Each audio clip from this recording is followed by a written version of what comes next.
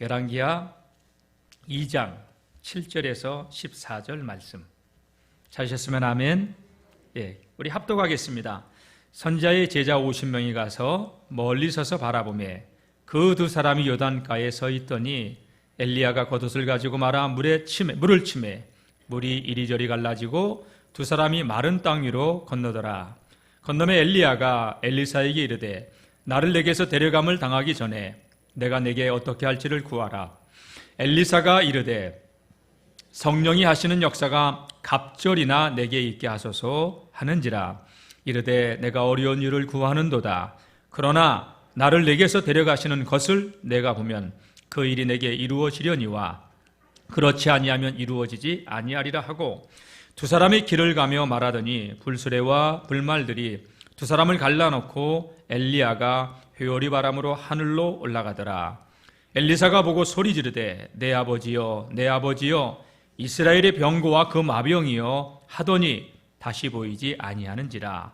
이에 엘리사가 자기의 옷을 잡아 둘로 찢고 엘리야의 몸에서 떨어진 겉옷을 주워 가지고 돌아와 요단 언덕에 서서 엘리야의 몸에서 떨어진 그 겉옷을 가지고 물을 치며 이르되 엘리야의 하나님은 어디 계시나이까 하고 그도 물을 치매 물이 이리저리 갈라지고 엘리사가 건너더라. 아멘. 네. 우리가 지난 2달 동안 엘리야에 대한 말씀을 쭉 함께 살펴봤어요. 그렇죠? 벌써 2달이 지나갔어요.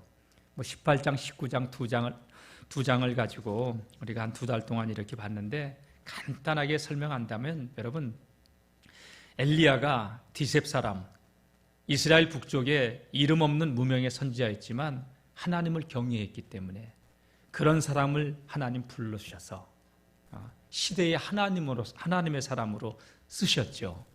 예, 흑수저와 같은 사람이었지만 무명의 엘리야를 불러서 위대한 하나님의 사람으로 쓰셨습니다. 저와 여러분들이 하나님을 경외하면 하나님께서 그렇게 쓰시는 줄로 믿습니다. 그가 왕 앞에 선 이후에 비가 내리지 않자 생명의 위협을 받고 그리스네가로 숨고 사르밧까지 도망가지만 하나님께서 지켜주시고 함께해 주셨습니다. 하나님을 경외하는 자에게는 하나님께서 늘 지켜주시고 함께해 주실 줄로 믿습니다. 사르밧으로 도망갔을 때 여러분, 그가 기거했던 곳이 잘 사는 부잣집이 아니었습니다. 가루 한 움큼, 병에 기름 조금 있는 사르밧 여인의 집에서 머무르게 됐을 때 그 사르밧 여인은 마지막 남은 양식을 주의 종 선지자를 공개했을 때 하나님께서는 그 가정을 기억하셔서 3년 반 기근이 다할 때까지 병에 기름도 통에 가루도 떨어지지 않게 하시며 양식을 채워주시는 은혜를 입게 하셨습니다. 여러분, 하나님을 경외하는 자에게 이러한 은혜가 있기를 축원합니다. 그리고 그 가정에 정말 먹을 게 아무리 많으면 어쩌겠습니까? 아들이 죽었는데 이 여인은 살 소망이 끊어졌습니다. 너무 슬프게 하나님의 사람을 원망하면서 왜 당신 와가지고 나에게 이런 아픔을 주느냐 했을 때 엘리사가 그 여인을 위해서 아이를 데리고 다락으로 올라가서 그 아이의 생명이 돌아오게 하셨죠.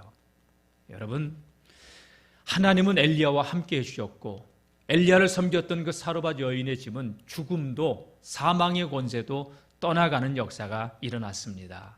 이러한 역사가 우리들의 가정에도 있기를 주의 이름으로 축원합니다. 19장으로 넘어와서 엘리야가 이제 왕 앞에 다시 서게 되는데 하나님은 엘리야에게 엘리야야, 내가 비를 지면에 내리겠다. 왕 앞에 서라.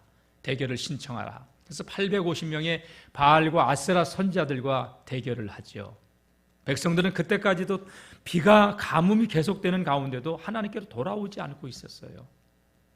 바알과 아세라 선지자들 850명, 여러분 숫자가 많으면 일단 어깨에 힘이 들어가잖아요. 850대 1, 여러분 싸움이 안 되는 싸움이에요, 이건. 그러나 엘리야의 배후는 누구냐? 하나님이에요. 여러분, 세상에 우리가 힘없이 살아가는 것 같아도 다 같이 나의 배경은, 우리의 백그라운드는 하나님입니다. 예수 그리스도입니다. 할렐루야. 여러분, 이래봬도 여러분 우리가 누구냐? 하나님 자녀 아닙니까? 절대 여러분 세상에 살지만 세상 사람들 때문에 기죽지 아니하시고 기죽지 말고 당당하게 믿음으로 살아가시기를 축복합니다. 엘리야는 현상 수백 가지 내려졌지만 왕 앞에 설 때 당당하게 섭니다. 왜? 배경이 하나님이잖아요. 그리고 850명의 바알과 아세라 선지자라고 대결을 해도 기죽지 않았습니다. 너희가 먼저 이 번제단에 불을 내리게 한다면 너희의 신이 진짜 하나님이다. 그러나 여호와가 하나님이라면 나의 제단에 불을 내리시게 할 것이다. 여러분, 바알과 아세라 선지자들이 850명이 아침부터 저녁까지 불을 내리게 했지만 그 번제단은 불이 붙지 않았어요. 온몸을 칼끝으로 창으로 긁으면서 유혈이 낭자하게 하면서 충판을 벌였어도 여러분, 우상은 아무 응답 줄 수 없었어요. 엘리야가 조롱하자, 야, 너희의 신은 잠자고 있는지 밖에 나갔는지 다시 불러봐라. 그들이 아무리 부르짖으며 불을 내려달라고 했어도 바알과 아세라 신은 아무것도 할 수 없었어요. 저녁 소재 드릴 때가 될 때까지 불이 내리지 않던 그 우상의 제단 앞에 엘리야가 딱 등장합니다.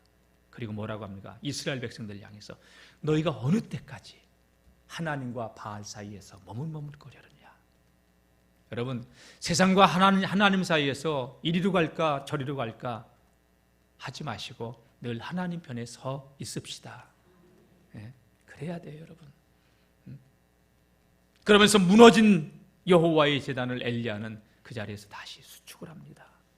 제단을 쌓고 나서 물을 갖다 기손 시대로 가서 물을 갖다 길어다 부으라고 12통의 물을 벌려 그 번제단 짐승에서부터 나무까지 철철철철 흘러넘쳐 도랑을 파놨는데 도랑까지 물이 가득 차서 도저히 불이 붙을 수 없는 상황이었지만 엘리야가 하나님께 기도하기를, 하나님이 지금도 살아 역사하신 하나님이신 것을 저 백성들이 보고 하나님께로 돌아오게 해달라고, 하나님이 하나님이신 것을 알게 해달라고, 그리고 내가 이 모든 일을 행하고 있는 내가 하나님이 시켜서 하는 하나님의 종인 것을 저들이 알게 해달라고, 그리고 이 백성들이 악한 길에서 돌아설 수 있게 해달라고 하나님의 뜻을 구하는 기도를 올렸을 때 여러분, 그 번제단에, 젖은 번제단에 하나님의 불이 내렸습니다. 할렐루야. 여러분, 이스라엘 백성들이 이 광경을 보고 여호와 그는 하나님이로다, 여호와 그는 하나님이로다, 우상 숭배의 제약에서 돌아서서 하나님 편을 서니까 850명의 바알과 아세라 선들을 다 처단하고, 그리고 엘리야는 당당하게 왕 앞에서 왕이여 이제 올라가서 먹고 마시소서. 그리고 이 엘리야가 갈멜산 꼭대기로 올라가서 하나님께 기도합니다. 왜? 비를 내리게 하신다고 약속하셨으니까. 그러면서 얼마나 간절하게 기도하는지, 하나님께 기도하기를 이 머리가 무릎 사이에 들어갈 정도로 그냥 허리를 굽혀가면서 하나님께 기도하다가 사환을 불러서, 야, 산꼭대기에 저쪽 지중해를 내려다봐라, 무슨 징조가 있나, 구름이 보이는가 봐라. 그 사환이 갔다 오더니 아무것도 안 보여요. 다시 기도합니다. 다시 가봐라, 아무것도 없어요. 또 다시 기도합니다. 한참을 기도하고 사환이 갔는데 그렇게 하기를 6번, 아무 징조는 없었습니다. 마지막 7번째 기도를 했을 때 사환이 갔다 오더니, 선지자님, 손바닥만한 작은 구름이 보입니다. 됐다, 빨리 왕에게 가라. 그리고 이제 여호와께서 큰 비를 내릴 테니 먹는 거 중단하고 이스라엘로 내려가야 된다고, 진창이 되면 마차가 갈 수 없으니까 빨리 내려가라고. 여러분, 그 말이 끝나기가 무섭게 먹구름이 몰려오더니 하늘에서 마른 땅, 3년이 넘도록 가물어서 비 한 방울 내리지 않던 땅에 소낙비가 쏟아지기 시작하는데, 여러분, 일시에 모든 가뭄이 해갈이 돼버리잖아요. 이스라엘 백성들은 다 봅니다. 불이 내리는 것도, 비가 내리는 것도. 하나님은 살아계신 하나님이고 엘리야는 하나님의 사람이라는 것을. 여러분, 그런 엘리야가 이세벨이 자기의 선지자 850명을 죽였다는 사실을 알고 왕비가, 내가 너를 내일 아침 이맘때까지 살려둔다면 나의 신들이 벌 위에 벌을 내리실 것이라, 내가 내 목숨을 처단할 것이다. 그러니까 엘리야가 그날 밤 도망을 치는데요, 용기 백배했던 그냥 으쓱으쓱했던 엘리야가, 여러분, 그 이세벨 왕비의 협박을 받고 나서 그날 밤 도망치는데 이스라엘에서 부엘세바까지, 이스라엘, 북이스라엘을 거쳐 남유다 땅을 거쳐서 남유다 가장 맨 밑단 부엘세바까지 도망을 가가지고 뭐라고 하나님께 항변하면서 기도합니까? 로뎀나무 아래서 죽기를 구합니다. 하나님, 사는 것보다 죽는 게 편해요. 뭐 하는 거예요 이거? 이제 전쟁에서, 이 싸움에서 이기면 하나님, 내가 하나님의 선지자로 마음껏 일할 줄 알았는데 하나님을 향해서 원망합니다. 그래 지쳐 쓰러졌을 때 하나님은 그를 버려두지 않고 어떡합니까? 천사를 통해서 다시 떡과 물을 갖다 주고 어루만져 주면서 일어나서 먹어라, 일어나서 먹어라, 힘을 주고, 엘리야가 먹고 또 잠이 들었습니다. 또 다시 그를 깨우면서 일어나서 먹고 힘차려라, 힘내라. 그리고 엘리야가 먹고서 어떡합니까? 40주야를 또 도망가잖아요. 하나님의 산 호렙산, 신의 산에 이릅니다. 동굴 속에 들어가 있는데, 엘리야야,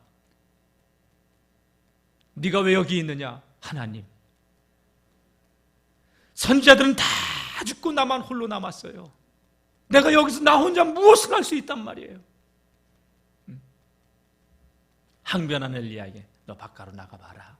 밖에 나가셨더니 여러분, 갑자기 회오리 바람이 일기 시작하면서 바위들이 날아다니고, 근데 거기 하나님이 안 계셨어요.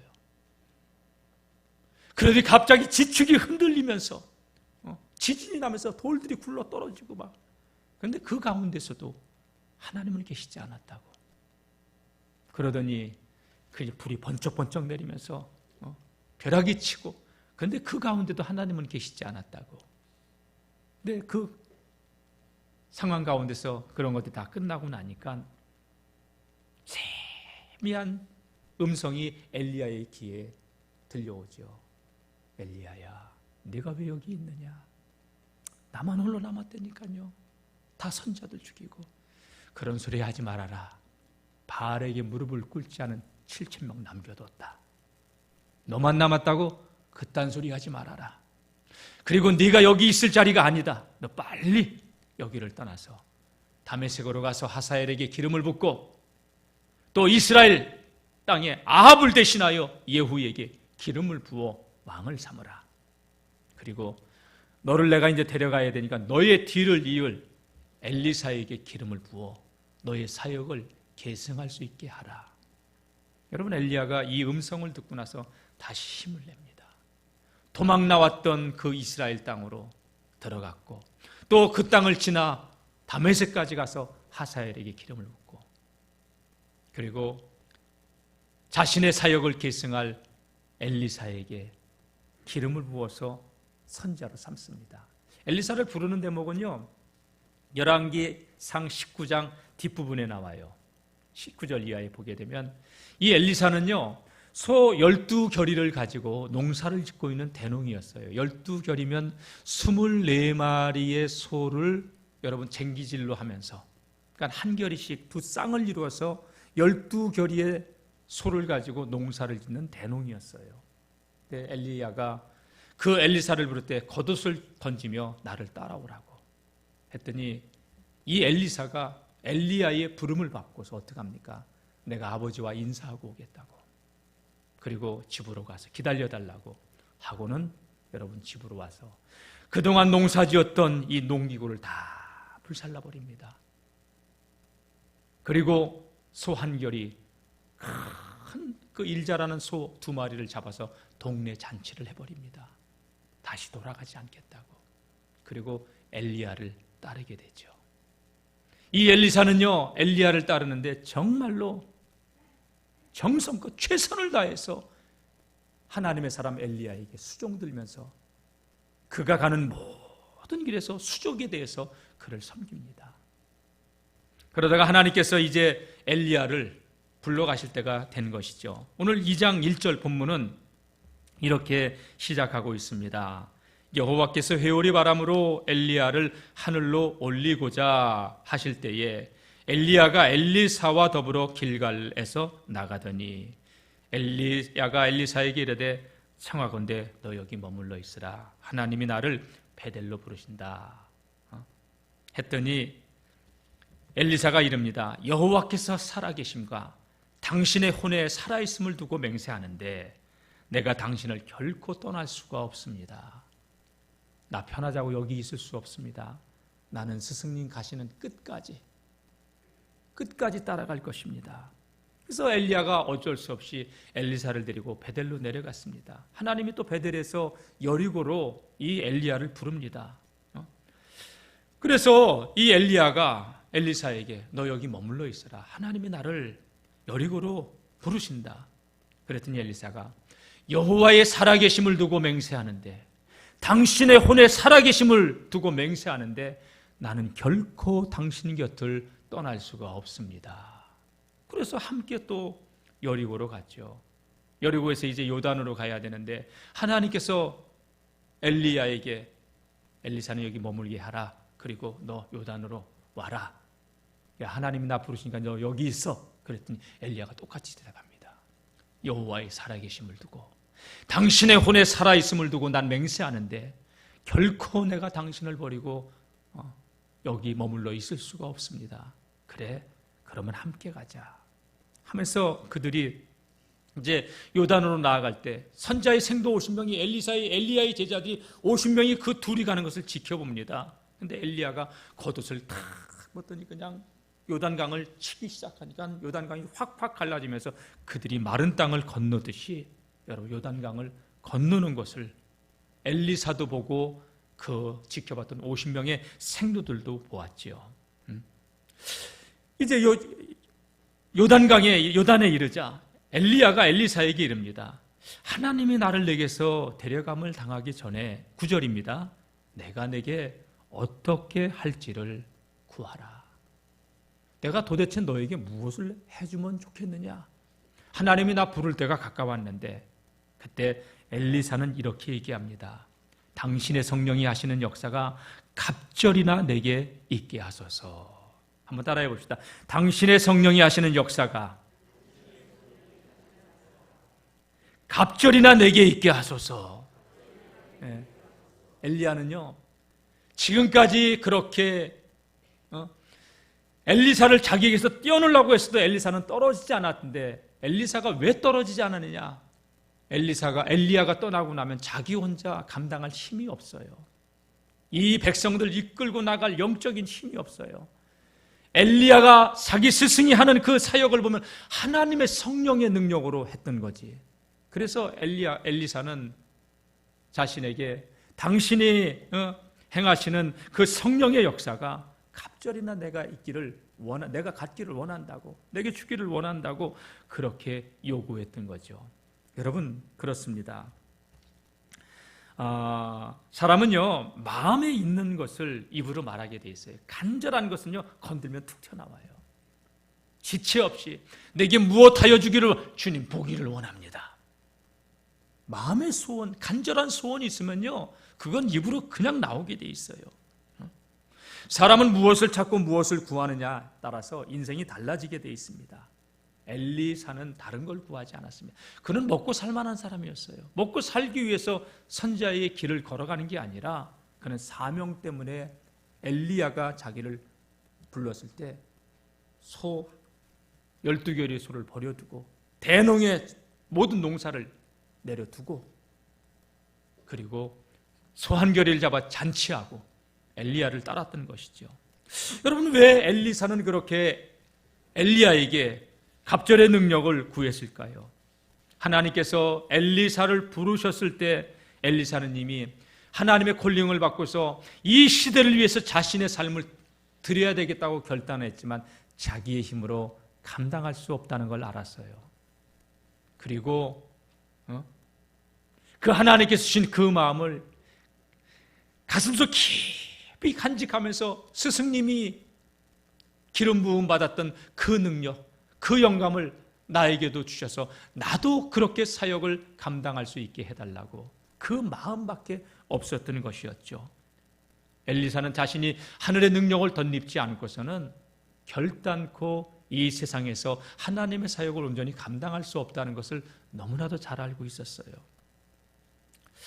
자, 그러자 엘리야는 자기 제자에게 이렇게 얘기를 합니다. 우리 10절 한번 읽어보겠습니다. 시작. 이르되 내가 어려운 일을 구하는도다. 그러나 나를 내게서 데려가시는 것을 내가 보면 그 일이 내게 이루어지려니와 그렇지 않으면 이루어지지 아니하리라. 예. 너 정말로 어려운 일을 내가 나에게 구하고 있구나. 내가 갑절의 그 성령의 역사를 내게 줄 수 있는 게 아니라는 것을 엘리야는 시인합니다. 여러분, 어떤 사람들은 옛날에 부흥회 같은 거 참석해보고 그러면 내가 역시 기도하면 여러분들 불 받게 돼 있다고. 여러분, 지가 기도해서 불 받는 거예요? 하나님이 불을 주시는 거지. 내가 기도하면 병자가 지가 기도해서 낫는 거예요? 예수 이름의 권세지. 여러분, 착각하지 마세요.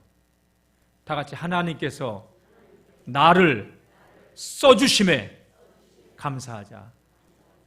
어떤 목사 보니까 예전에 TV에 보니까 하나님도 내 말하면 안 들으면 죽는데, 이거 난 그 방송에서 그걸 보면서 기가 막혀가지고 말이 안 나오더라고. 예? 여러분, 하나님을 내 마음대로 내가 주물러요? 하나님이 날 써주시는 게 감사한 거지. 엘리야는 알았어요. 하늘에서 불이 내리고 그 3년 반 동안 가물었던 땅에 비가 내리게 하는 것이, 죽은 아이의 생명이 돌아오게 하는 것이 자기의 능력이 아니라는 걸 알아요. 여러분, 결코 우리가 능력이 있어서 하는 게 아니라 주님이 우리를 사용해서 주님의 능력이 우리를 통해서 나간 거고, 영광은 주님이 받으시는 거고, 그 일을 행하시는 분이 하나님이시지 우리 주님이시란 말이에요. 그러니까 여러분, 우리가 조금 은사가 있다고 해서 우쭐거리거나 교만하면 안 돼요. 써주신 하나님께 감사해야지. 야, 엘리사야, 참 너 귀한 걸 구하고 있구나. 그런데 참 미안하지만 내가 그거를 너에게 해줄 수 있는 게 아니다. 참 어려운 일을 구한다. 하나님이 내게 주셔야 그 능력이 임하는 거다 하면서, 근데 내가 이것만은 얘기할 수 있다. 하나님께서 나를 데려가시는 것을 내가 지켜보고 있다면 그 능력이 너에게 임할 것이다. 엘리야는 하나님께서 자기를 부르실 때 승천할 것을 알고 있었어요. 불말 불병거를 타고 승천할 것을 알고 있었기에 하나님이 나를 데려가시는 것을 보면 너에게는 그 능력이 임할 것이다. 거룩한 소원을 가지고 있던 엘리사에게 끝까지 같이 있을 것을 이야기한 것이죠. 자, 11절입니다. 읽어보겠습니다. 시작. 이르되 내가 어려운 일을 구하는도다. 그러나 나를 내게서 데려가시는 것을 내가 보면 그 일이 내게 이루어지려니와 그렇지 아니하면 이루어지지 아니하리라. 11절 시작. 두 사람이 길을 가며 말하더니 불수레와 불말들이 두 사람을 갈라놓고 엘리야가 회오리 바람으로 하늘로 올라가더라. 할렐루야. 예, 불말과 불병거가 회오리 바람과 함께 탁 나타나더니 엘리야를 갈라서 그 불병거에 태우고 하늘로 승천하게 된 거죠. 엘리사는 스승의 승천을 눈앞에서 목격을 합니다. 그러나 따라갈 수는 없었죠. 엘리야는 승천하면서 자기 몸에서 겉옷을 벗어서 엘리사에게 던져줍니다. 엘리사는 여러분 그 엘리야의 겉옷을 주워들고 자기의 겉옷은 찢어버리고 엘리사의 겉옷을 취하고 어떻게 합니까? 여기 보면 13절 말씀 보게 되면 요단 언덕으로 돌아와서 14절 엘리야의 몸에서 떨어진 그의 겉옷을 가지고 물을 치며 엘리야가 행했듯이 엘리사도 스승의 옷을 가지고 물을 치며 엘리야의 하나님 여호와는 어디 계시나이까 하고 그도 물을 치니 물이 이리저리 갈라지고 엘리사도 요단을 그렇게 건너서 제자들이 있는 곳으로 돌아가게 됩니다. 여러분, 엘리사는요 엘리야의 옆에서 엘리야가 행하는 모든 것을 봤어요. 보면 쉬워요. 그렇죠? 네. 엘리야의 능력이 엘리사에게 그대로 임합니다. 여러분, 구약의 능력의 대가 위대한 선지자면 우리는 엘리야를 들어요. 예수님께서 변화산에 올라가셨을 때 모세와 엘리야와 함께 있었어요. 그리고 신약에도 엘리야의 이름은 계속 나와요. 근데 여러분, 엘리야가 기적을 많이 행했을까요? 엘리사가 기적을 많이 행했을까요? 잘 모르시는 것 같은데 셋 중에 하나만 제가 사지선다로 드릴게요. 1번 엘리사, 2번 엘리사, 3번 엘리사, 4번 엘리사. 뭐예요? 엘리사예요. 그냥 1번, 2번 안 하고 다 엘리사라고 그러시네. 여러분, 엘리야는 비를 내리게 하고 불을 내리게 하고 죽은 아이를 살리게 하고 많은 기적을 그렇게 행했어도요, 엘리사는요, 요단물도 갈랐지만 엘리야 다예요. 오히려 여러분, 요단물을 가르고 또 여리고에 수원이 나빠가지고 토지 소산이 기한전에 떨어지니까 그 소금으로 여리고 성읍의 물 수원을 갖다가 수원을 바꿔버리고 근원을 바꾸고 고치고, 생두의 과부가 빚으로 두 아들을 잃게 되었을 때 그릇에 기름이 차고도 넘치게 해서 여러분 그 가난의 문제를 해결해 주고, 그리고 아이를 갖지 못하는 수냄 여인에게 아이를 갖게 하고, 그 아이가 여러분 죽었을 때 엘리야처럼 그 아이 살리고, 여러분 선지자의 생도들이 음식을 했는데 독초가 들어가서 다 죽게 되는 그런 상황에서 해독을 해버리고, 나아만 장군의 문둥병을 고치고, 엘리사는요 엘리야의 갑절의 기적을 행해요. 여러분 그렇게 엘리야는요 엘리사에게 그 능력이 흘러가도록 했고, 엘리사는 스승의 갑절의 능력을 받아서 하나님의 위대한 일을 하게 되죠. 사랑하는 성도 여러분, 엘리사에게서 우리가 배워야 될 것은 다른 게 아니에요. 끝까지 스승을 쫓아다니면서 수종 들었다는 것이죠. 그리고 이 엘리사는요 정말 자기의 영적인 스승 엘리야를 영적인 아버지로 섬겨요. 여기 한번 볼까요?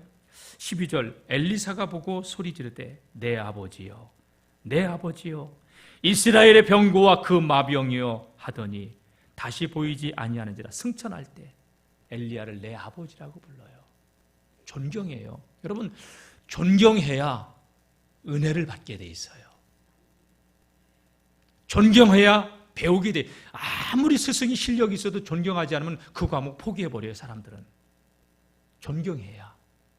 여러분 우리는 예수 그리스도를 진짜 신뢰하고 예수 그리스도만을 바라보고 또 믿음 생활 잘하는 우리 성도들을 서로 공경하고 존경하고 함께하는 믿음의 공동체가 될 수 있기를 축원합니다. 더 나가서 여러분 12, 13년 전에 우리 교회가 이 교회를 세웠어요. 이 건물, 그리고 이제 우리가 대리석 공사도 했고 스크린 공사도 했고 앞으로도 공사도 많이 하고 그래야 되는데, 여러분 이 건물보다도 더 소중한 게 뭔지 알아요? 사람이에요. 유럽의 많은 교회들이요, 여러분 지금 보세요. 어마어마한 영국의 대형 교회들요, 모슬렘 사원으로 넘어가고 있고요. 술집으로, 나이트클럽으로, 도서관으로, 이슬람 사원으로 어마어마하게 넘어가고 있어요. 도서관으로, 카페로. 그 다음에 이 고가 높으니까요, 체육관으로. 만약에 우리 교회가 이 건물을 세워놓고 여기서 만족하고 다음 세대를 세우지 않는다면 우리 교회도 영화관으로 바뀔 줄 알아요? 스크린까지 달아놨겠다. 여러분 이게 중요한 게 아니에요. 엘리야가 한 사역이, 위대한 사역이 뭐냐? 엘리사를 세운 거예요. 여러분 교회가 해야 될 사역이 뭔지 알아요? 생명사역이에요.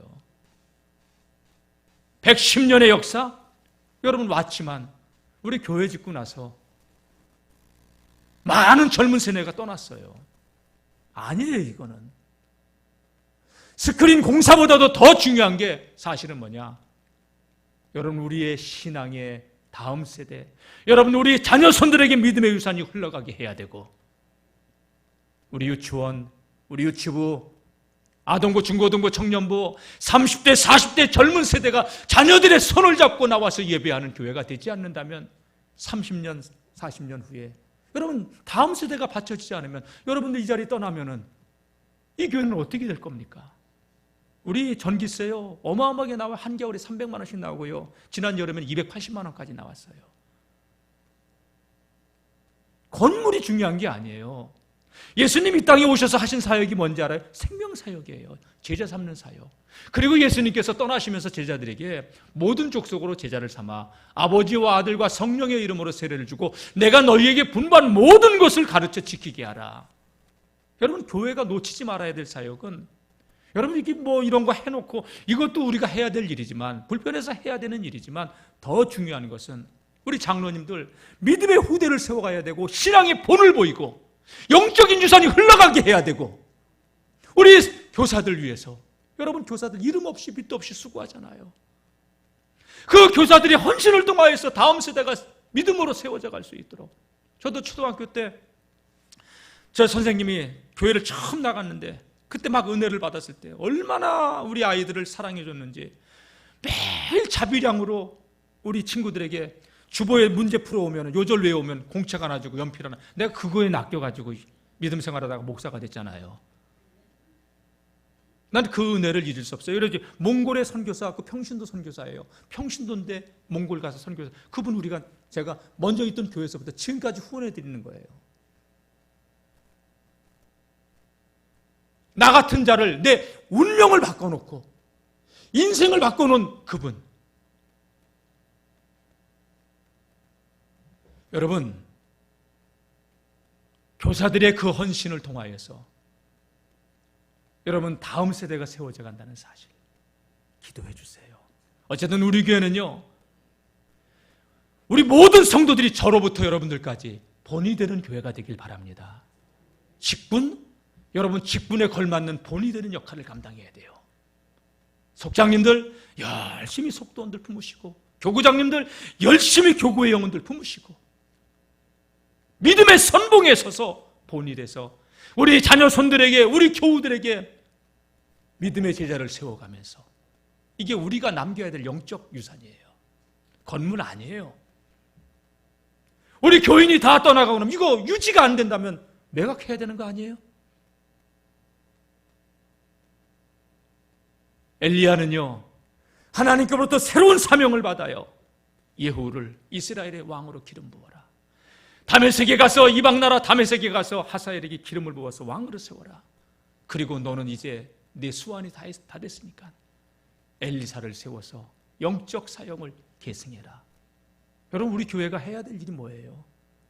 예수님의 생명과 능력을 가지고 여러분 생명 사역을 이뤄가야 되고요, 본이 되는 교회가 되어야 되는 줄로 믿습니다.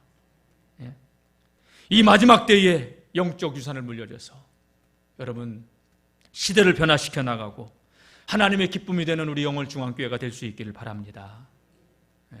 사랑하는 성도님, 말씀을 마치겠습니다. 한번 따라해 봅시다. 주님, 내가 여기 있습니다. 나를 써주세요. 나를 써주세요.